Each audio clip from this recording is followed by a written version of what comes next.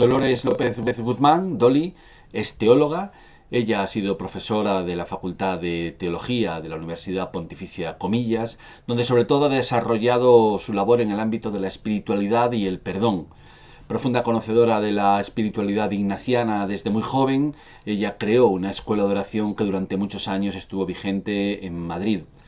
Además, ahora desarrolla otra faceta, la de coordinadora del equipo de transmisión de fe que opera en el ámbito de la provincia de España de la Compañía de Jesús. También coopera haciéndose cargo de las relaciones entre teología, espiritualidad y abusos de conciencia, de autoridad y abusos sexuales también en el gran programa de Entorno Seguro que también está en la Compañía de Jesús en España. Vamos a conocer cómo estima ella la transmisión de la fe hoy en día. ¿Qué dificultades, qué también oportunidades tienen las familias para transmitírsela a sus hijos y cuál ha sido también su propia experiencia? Vamos a escucharla. Bueno, gracias Dolly por reflexionar hoy con nosotros sobre transmisión de la fe. ¿Qué principales oportunidades y obstáculos a la transmisión de la fe nos ofrece nuestro tiempo? Bueno, pues lo primero de todo, gracias Fernando por esta oportunidad de conversar con vosotros. Y bueno, a mí se me vienen así a la cabeza como dos cosillas, ¿no? Voy a empezar por las dificultades para acabar con las oportunidades, que siempre es más agradable. Entonces, como dificultades, yo creo que grandes de nuestro tiempo, yo diría, a mí se me ocurren dos o tres. Una, la indiferencia. Es mejor encontrarse con personas que no están de acuerdo contigo, pero que tienen ganas de dialogar porque les interesa, que con la indiferencia, que realmente es alguien que pasa de largo y no tiene interés en lo que le puedas decir.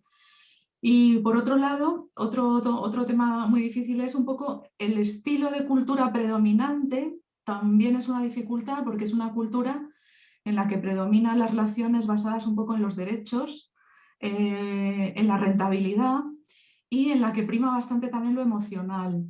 Entonces, nuestra fe, que claro que aboga por la justicia, por los derechos, por el bien común, pero tiene también otras claves muy importantes que no casan del todo, ¿no? Como puede ser la gratuidad, como puede ser la integración entre no solo la emoción, sino también el pensamiento y la razón, etcétera, ¿no? O sea que yo diría como esas las más importantes.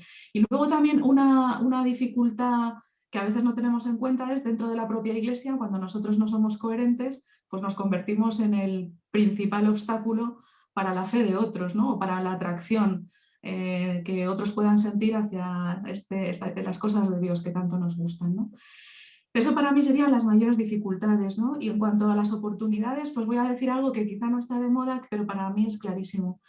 Para mí la pobreza es una oportunidad. Es decir, que en este tiempo donde la bajada de creyentes, al menos sociológicamente y culturalmente hablando, es muy clara en Europa y en España, desde luego, me parece que esta menor relevancia social, el tener menos medios, menos medios y recursos no solo materiales, también humanos, ¿no? Bajada de vocaciones, somos menos, etcétera, creo que se puede convertir en nuestra gran oportunidad, porque la pobreza es un caldo de cultivo para que en todas aquellas cosas que hagamos pueda brillar mejor Dios. Es decir, que cuando no se puede atribuir a las fuerzas humanas, es más fácil atribuírselo a Dios. Así que yo algo así diría. ¿Y cómo crees que se sienten los padres ante la transmisión de la fe a sus hijos?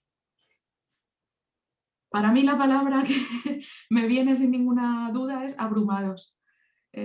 Precisamente por este contexto cultural, donde ya lo que vivimos en casa o lo que nos gustaría vivir como ideal, ¿no? De fe y de seguimiento del Evangelio, pues no lo van a encontrar de la misma manera, ni siquiera en el colegio, aunque sea un colegio religioso, pero hay una multiculturalidad familiar enorme, también de pensamiento y de manera de plantear las cosas. Y luego más allá, en otros ámbitos de nuestra sociedad, esto quiere decir que los padres somos muy conscientes de que ese mensaje familiar pues, lo van a recibir en un ámbito muy reducido, ¿no? Y lo van a tener que contrastar cuando todavía a lo mejor ellos son pequeños y no han tenido una maduración suficiente en su fe, van a tener que convivir con otros pensamientos muy diversos y algunos muy contrarios.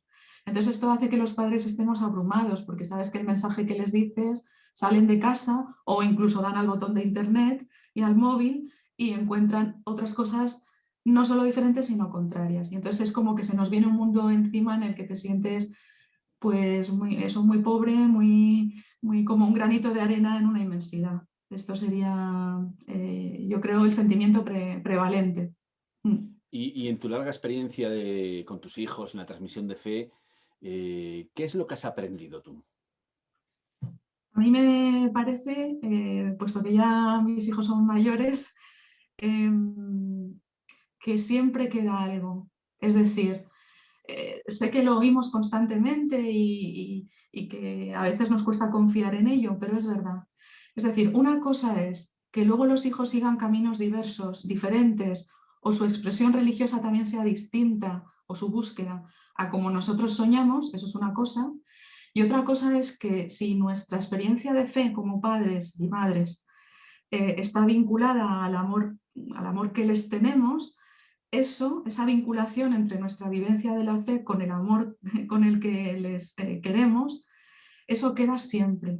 Y lo veamos o no, porque la vida es muy compleja y los caminos muy diversos y muy de idas y venidas y como el Guadiana, eso hay que tener una confianza plena en que de alguna manera está ahí como una semilla subyacente que dará frutos. A veces no en nuestros propios hijos, pero a veces lo que ellos cuenten puede ser fecundo para otros.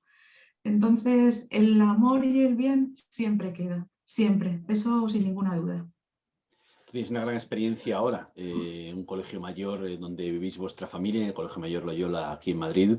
Además, recuerdo que tú habías liderado y creado aquella escuela de oración hace tiempo, ¿no? Que dio muchísimos frutos. Es decir, tú has estado siempre muy comprometida con la transmisión de la fe. ¿Qué le recomendarías tú a los padres que tienen hijos pequeños ahora en este ámbito de la transmisión de la fe?